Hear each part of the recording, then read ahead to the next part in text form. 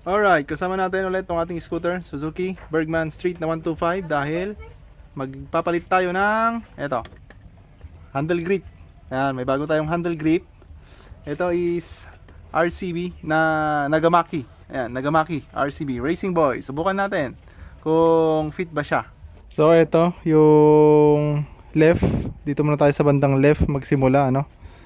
Gamitan natin ng Phillips screw dito. Phillips screw. So madali lang siyang tanggalin. Ayan.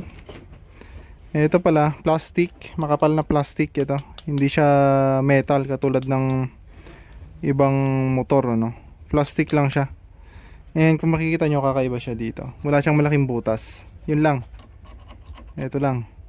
So paano natin tanggalin to? Tinignan ko dito sa side dito. Malaki naman siya. Malaki yung tube.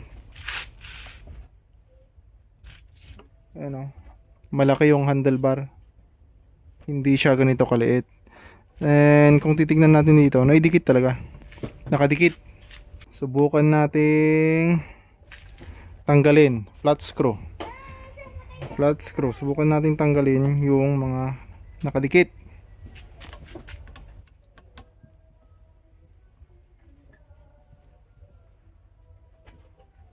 Yan. Nakadikit talaga. Para siyang mayroong rugby. Parang may rugby, ano. Ayan. Naka-open na. Aha. Okay. Dahil ayan, nakadikit. Ayan, tinanggal lang natin yung nakadikit. Sinira na natin yung pandikit. Ayan. DIY tayo. Destroy it yourself. Papaluwagan natin sa loob. Ayan, oh. Parang may rugby talaga sa loob, eh. Ayan. Gamitan natin ng WD-40. WD-40 para lumuwag. Ayan.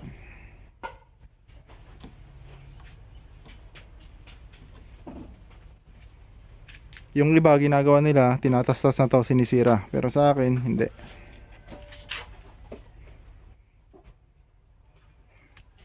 Kasi baka mapakinabangan pa natin to. O, yan.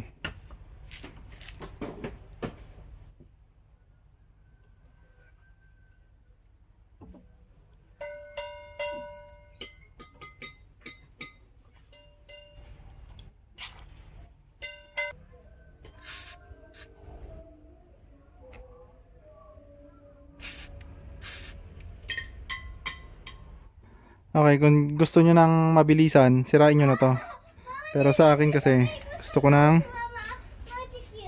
pang matagalan. Ayan. Gusto ko yung mas matagal na trabaho.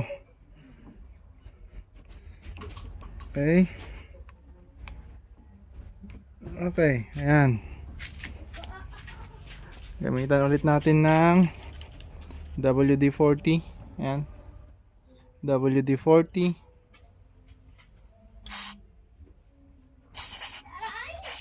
O yan, tumulo na sa kabila. Ay, tumagos na sa kabila. Naiwan pa to.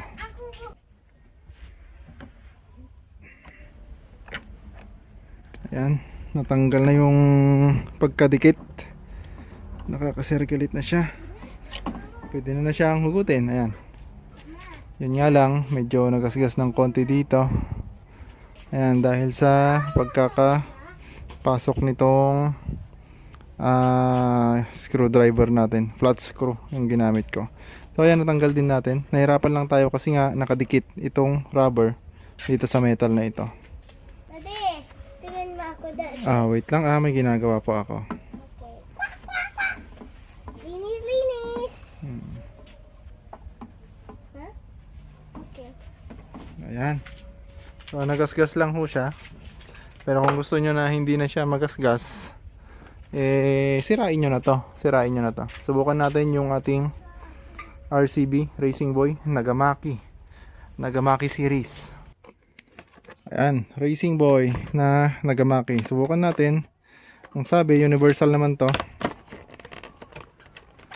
Gusto ko lang palitan kasi nga pag nababasa itong stock ay madulas. Okay, hanapin natin yung para sa right dito. Siyempre, dito sa left, mas maliit yung butas. Okay. Ito yung right, mas malaki para sa throttle. Ito sa left, ito. Okay, subukan natin nilagay. Ayan. So, ang size nito is 120 mm. Ayan, may mga sizes kasi itong Nagamaki series ng Racing Boy. 120 itong kinuha ko. Okay. WD-40. Magda-dry din yan. Huwag kayong mag-alala. Okay, balik natin. Para mas smooth.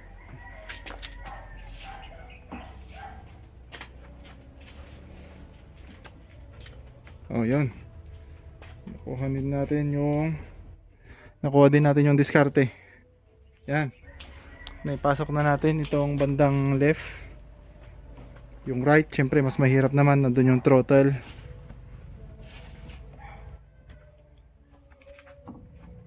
Yan. So, ganyan ang itsura niya. Oh.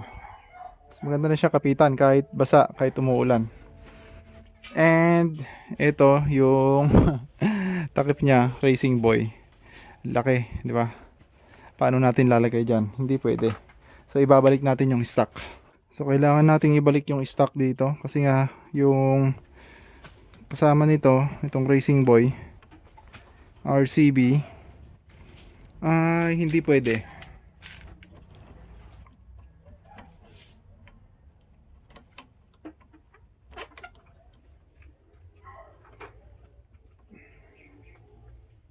Yan, so kailangan lang nating higpitan.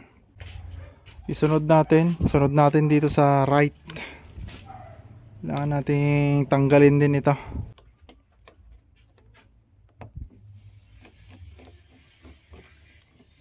Ito, pagtanggal dito sa bar end, madali lang. Kasi Phillips screw lang. Yan, tatanggalin natin. Ito ang mahirap sa susunod na gagawin natin. Yung pagtanggal dito sa handle grip.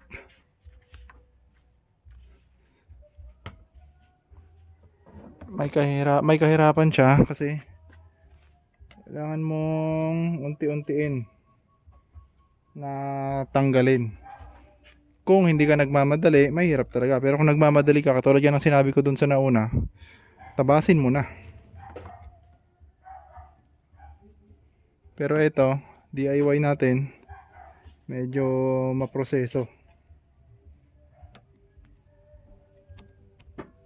Yan. Kailangan ulit natin ng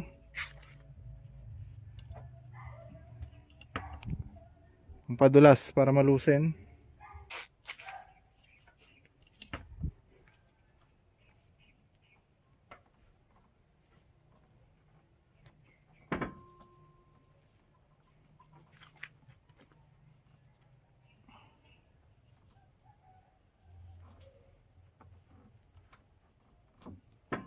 Unti-untiin lang natin.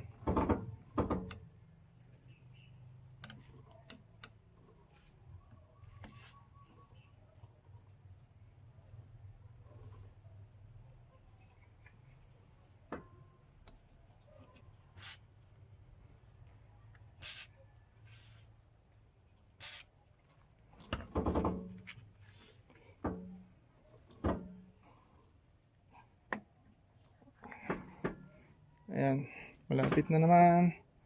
Kaya pala hindi natin mahugot-hugot, may lock pala dito, ano? May part na nakataas kaya sumasabit.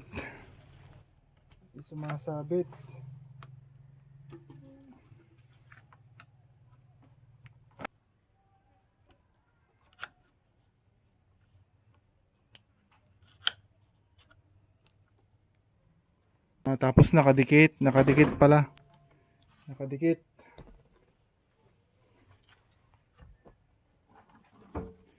Kaya mahirap hugutin. Ayan.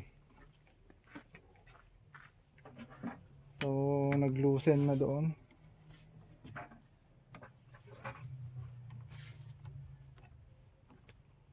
Ayan, maliban doon sa may sabitan dito, meron pa dito. Kailangan ulit natin sungkitin. Dito. Ayan. Unti-unti nang okay.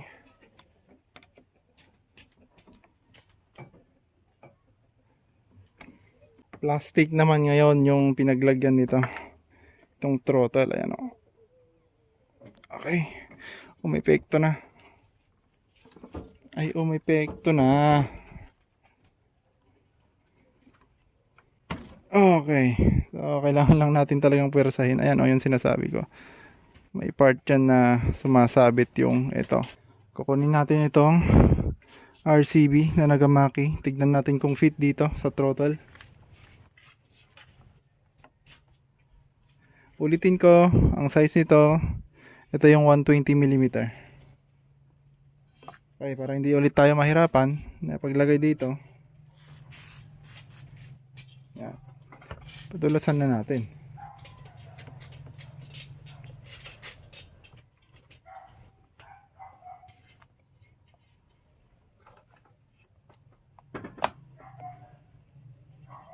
Medyo manipis ito.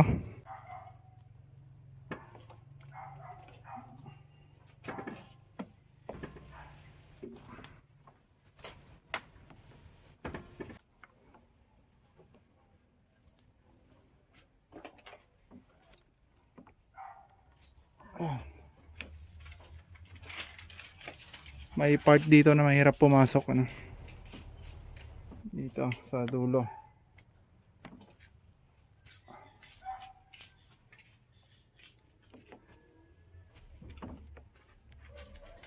Katulad nung sa kabila, hindi natin pwedeng ilagay itong RCB na bar end, ano, kasi ito lagayan lang ng screw ang pwede. So ibabalik natin yung stock.